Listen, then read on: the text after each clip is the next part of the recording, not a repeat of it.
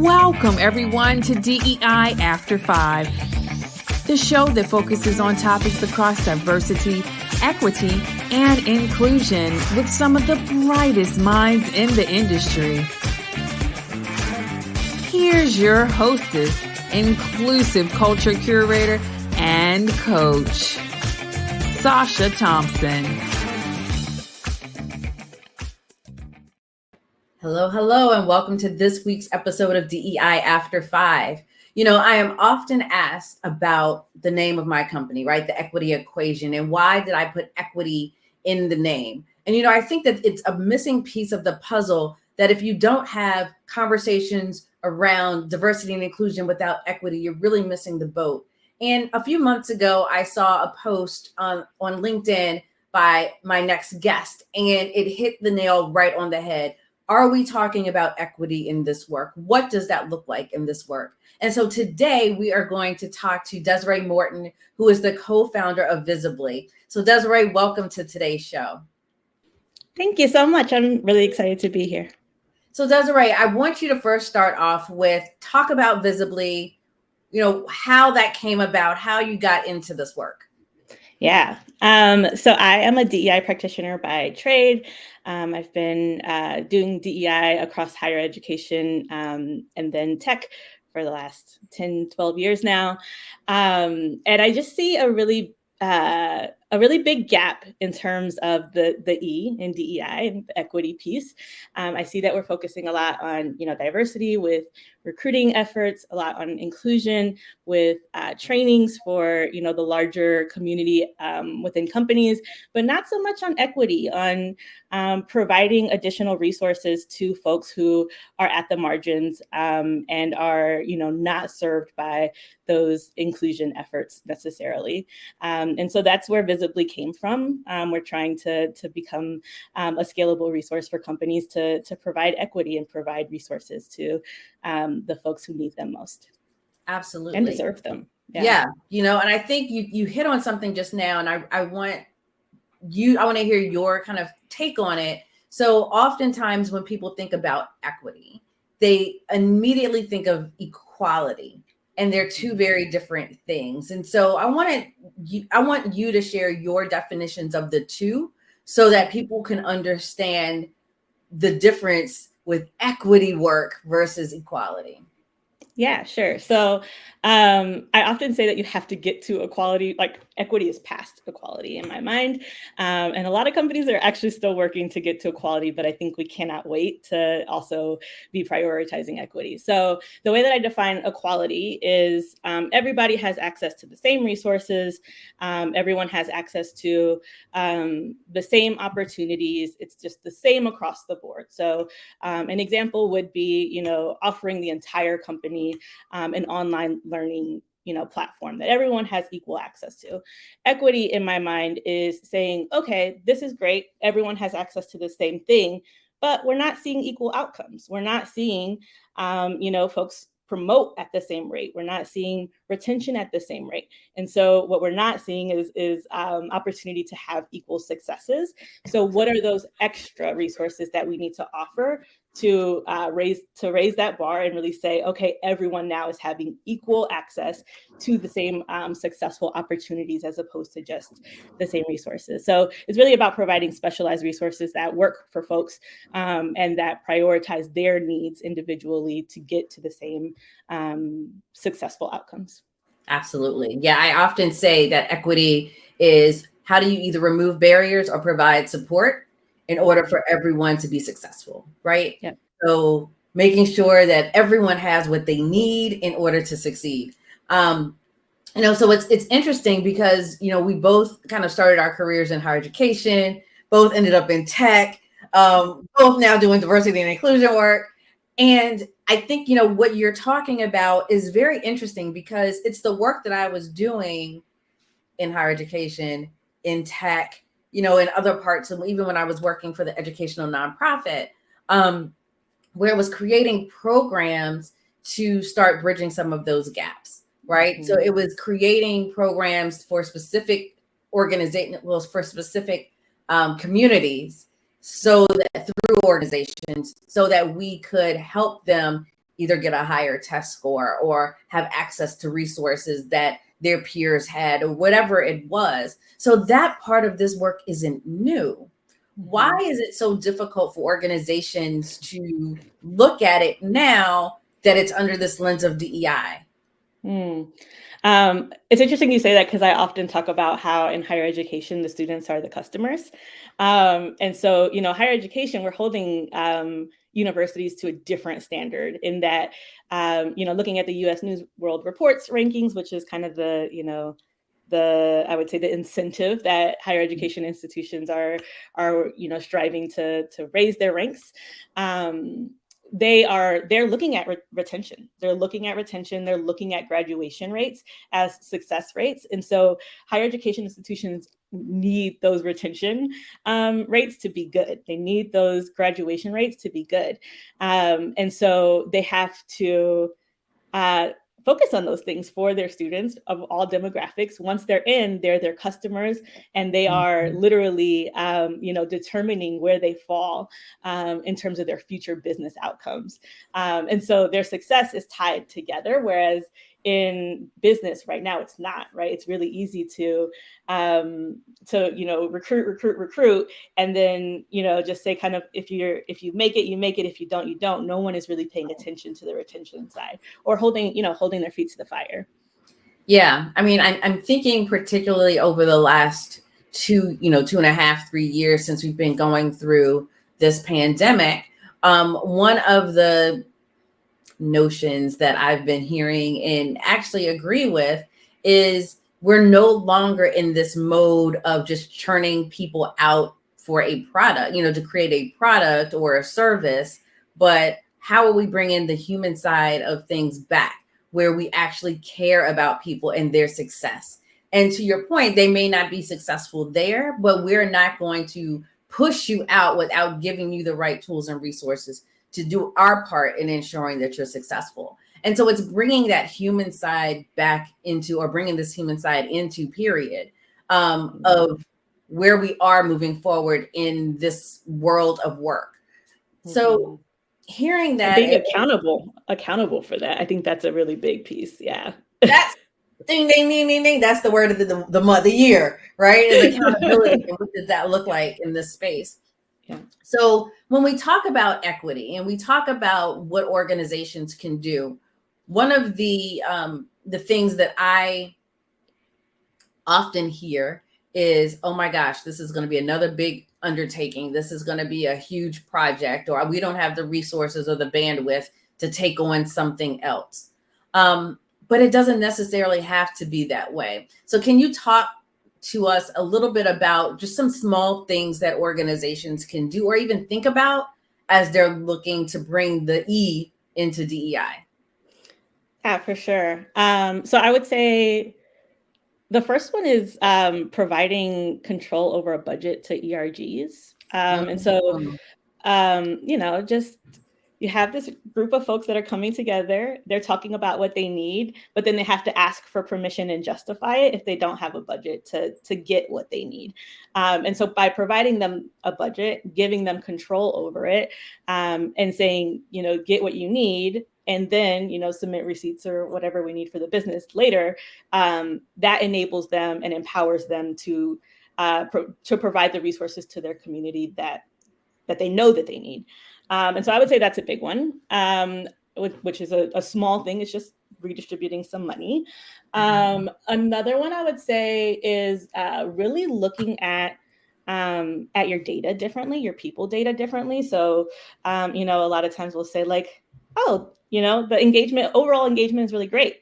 And it's like, okay, but we have to chop down into that. And we really need to look at sub-communities across intersections and look at, disparities there. And then, try to figure out what those are. So talking to your community leaders, your cultural community leaders, talking to the ERGs and saying, hey, we noticed this thing. Let's figure out what you need to, see that engagement gap close, or, see you get closer to the resources that you need. I feel like those are really important pieces too, of just kind of like, don't just take, if it looks good enough, you're probably missing something. So Yeah. like, just take a second look, take a third look, spend some extra time with your data for sure, and have the tough conversations about who you're not serving. Yeah, both of those things. So the first one you talked about ERGs, I was just like, oh yeah, because I absolutely agree around giving them kind of the power of the pocket, right? That budget, but it's also, what are you empowering them to do? Because it's one thing, and oh, we're gonna have this happy hour, we're gonna have this social. That's nice, but is that closing a gap that you're seeing in the data?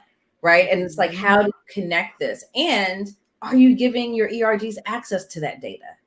Ooh. Because they can't do anything that's substantial or meaningful to their community if they don't know what they're dealing with, And it's so funny. My last corporate job, we were talking to kind of the head of HR, and it was all of, DEI practitioners. And she said, well, why do you need to see the data? Just do stuff. Oh. And all of us are looking at each other like, did she just say, and we're a data-driven company, like, did she say, why do we need to look at the data? But it clicked for me that if we were to truly see the data and disaggregate, as you were saying, right, dive deep into those intersections of those identities and communities, that we would see the emperor had no clothes. And we would then start putting together programs that would fundamentally shift how they functioned, right? And they didn't want to upset that. She didn't want to upset that. So I think it's important when you said, yes, let's do a redistribution of funds, but it's also, what are you going to do with those funds based on the data? Are you giving them access? Like, it's all of those things that I think ties back to what you were saying around, this is the equity work. This is the hard, messy, uncomfortable work of DEI, right? Diversity, yeah, we can get that. Okay, that's just butts in seats. Inclusion, oh, everybody wants to belong. Everyone, it's the kumbaya side of it. That equity piece is the dirt, grimy, what I call the dirt in the corner kind of stuff that people ignore, they don't want to deal with, but they have to in order for this to be successful. So absolutely. I said a whole lot. Yes. I hadn't even considered that someone would withhold data.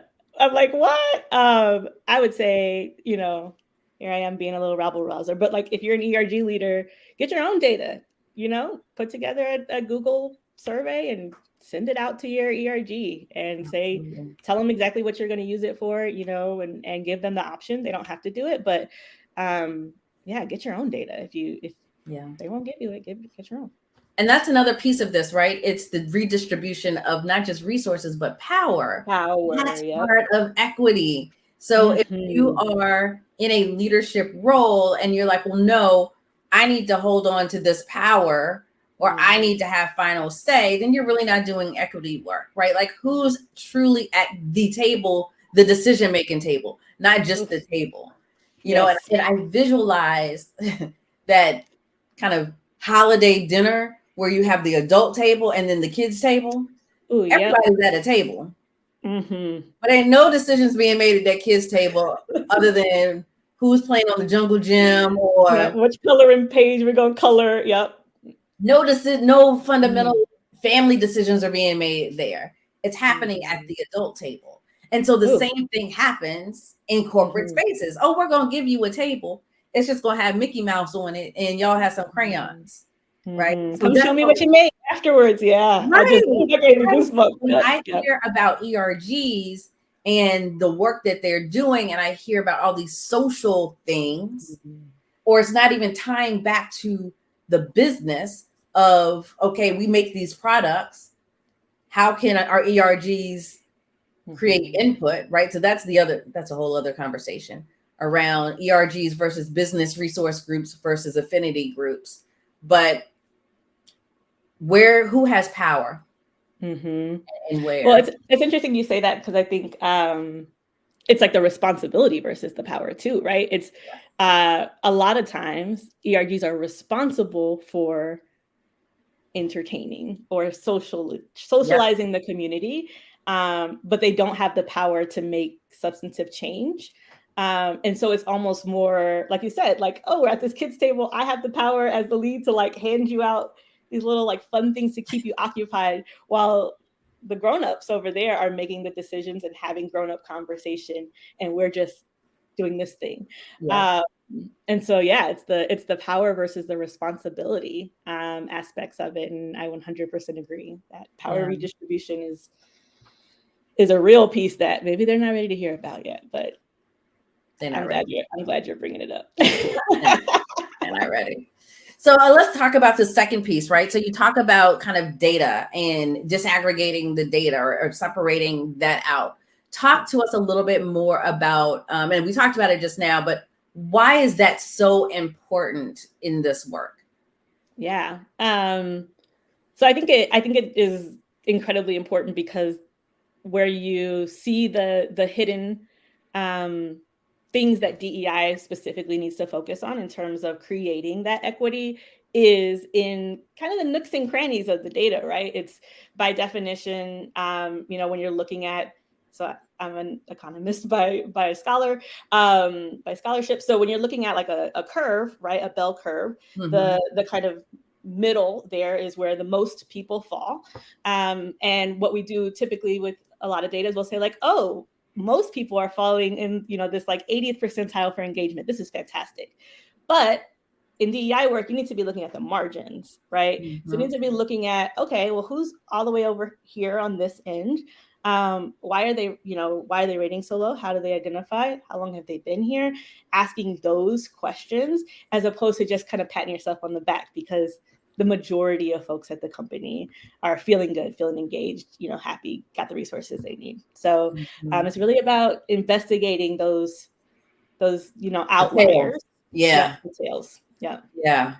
Oh gosh, I hadn't taken econ in a while, but it just came back to me. But yeah, I mean, I think that's absolutely true, right? And that's where organizations will say, okay, well, we want to talk about equality, because if this is the majority, right, then everyone's going to do well. And they, to your point, ignore the outliers. They ignore the tails.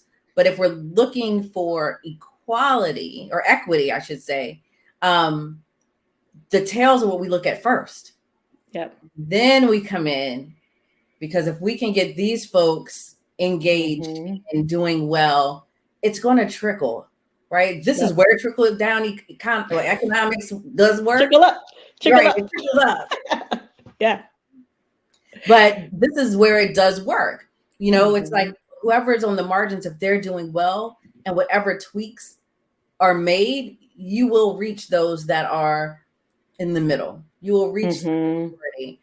Because what I've often found too is a lot of people that are in the majority may be hiding parts of themselves because they don't want to be in the margins, right? So they're coming up with and spending energy and time doing other things to help them stay within that middle ground. That takes up a lot more energy, time, and space. And so, again, if you're looking for those that are on the margins, then you're also taking that pressure off of those folks that are faking their way in the middle. Yeah, I love that. Yeah, I think you said that, and I was like, yeah, people who, when there's like all this data coming out now about how many people are struggling in general, of all identities and across, we see it specifically with, marginalized identities more, but everyone is having this struggle. And so if you're coming back and you're saying, everyone is doing amazing at this company, we're doing great, we have this level of engagement, everything's great, then those folks who, like you said, are kind of faking their way through it, just kind of trying to push, like they too are negatively impacted, even if they're not necessarily coming up in the data at that tail end. Whereas when you come and you say, like, we've got some things to work on, because every organization has some things to work on. There's no perfect company. There's no perfect element of society. Everyone's got some things to work on, and this, will continue. Just keep getting closer, hopefully. When you come and say that, then it gives people room to breathe. Oh, okay, we've got some things to work on. That's good to hear, and I don't have to pretend like everything is perfect. So I love that. Yeah. And, you know, it just clicked to like, those are the folks that are kind of faking it or just getting by. Like those quote unquote quiet quitters, right? They're doing just enough, checking all the right boxes, sign off at 5:00, right? They're not engaged, but they'll check all the right things on the survey just to say, yeah, I'm doing well here. And that's not necessarily their reality. So I want to pivot just a little bit in, as organizations are thinking about equity, as they're thinking about, okay, how do we take this work to the next level? One of the challenges that often comes up is there's this mindset of a certain group of people that are like, well, in order for us to talk about DEI or, you know, even the equity, I'm losing something. You're taking something away from me. And so how do we address that in this work?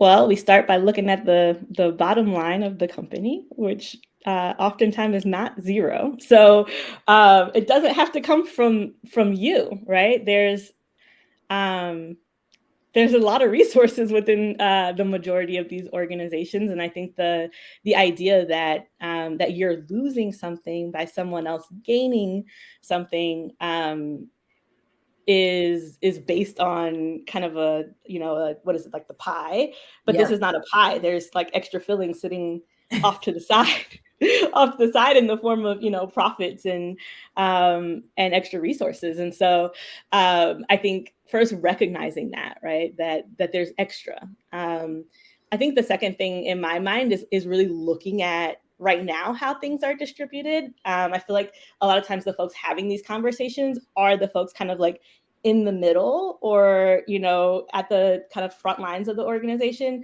Whereas what you see when you look at the bigger picture is that so many resources are actually going to the top, you know, hierarchically. So it's like, okay, well, let's like redistribute some of those. Maybe you don't need, you know, this like public speaking coach for, you know, for the whole year. Maybe you only need them for a couple of days before the big conference or something. And so like, let's look at, you know, where the resources are completely and recognize that there is extra, that there is literally profit being made here, and that by reinvesting some of that profit into our employees, we actually save money in the longer term because we're retaining them, we're growing them, we're not having to backfill, and you know, we're building a better product because, you know, we have more input and more power distribution and more decision making buy-in. So yeah, I think it's all in the way you slice the pie, but like I said, there's extra over there. So there's more filling over there. There's more filling over there. Yep. Yeah, I mean, I think there's two things you said that really resonated with me. One is the redistribution of those resources across the board. And there's been some recent research that said, you know, a lot of the training for middle managers or folks that are in the middle has gone away over time, but they're realizing like those are the folks that are leaving. They're the ones that actually need more resources than the top. And so that's part of this redistribution. So even it's not even necessarily based on race, gender, sex, you know, sexual orientation, et cetera. It's people managers are not giving the tools and resources to be successful, period. Right. And so how do we do that and infuse DEI as part of their support and their training, because they're the ones that are being told, make this happen, but not being shown how to do it or the tactics behind it. The other piece of that is it's an interesting conversation that's taking place where folks that have been privileged in so many other ways and have not had many obstacles to move within their careers or throughout their careers are now seeing DEI as a threat to what they're doing. And so it's like by providing people resources and support and guidance to get to where actually some of these folks are just mediocre, they just had the right friends and family. Yep. It's like, okay, now we can compare apples and apples. right? And so now if we have the same background, or even if this person who has not had the same resources has a better background, we hear it all the time. Women of color have more degrees. Women of color have more experience. Women of color want to move forward in their careers. They're not given the same tools, resources, mentorship, sponsorship, etc. So if we were to provide that, right now you're talking about an honest competition. And I think that's where a lot of this threat is coming from, because I've never had to compete before. I know Bob, or I know Sam, and he's gonna, put my name in for this, right? So we remove some of those things, or let's make sure that everyone has the opportunity to put forth a candidate. It's like, how do we make these processes more equitable so that everyone has a fair shot, and those that have been mediocre can't continue to succeed, right? In the same ways. And not saying that they should not succeed, but they cannot succeed in the same ways. And so I think that's what a lot of this work and what you're talking about is really doing. It's like, how are we operating in a system that has been inequitable for so long, right? Who's been in this middle, who's on the margins, and what's forcing them to be on those margins, right? Is it because they don't have access to a VP that they can just walk into that person's office? Or go out for drinks. Right? Or go over to their house for the weekend because their kids are in the same private school. All of those things play out. I worked for, I facilitated a session for a company, and the CEO, it was a small company, and the CEO couldn't understand why the women of color in particular weren't doing well, like weren't happy there.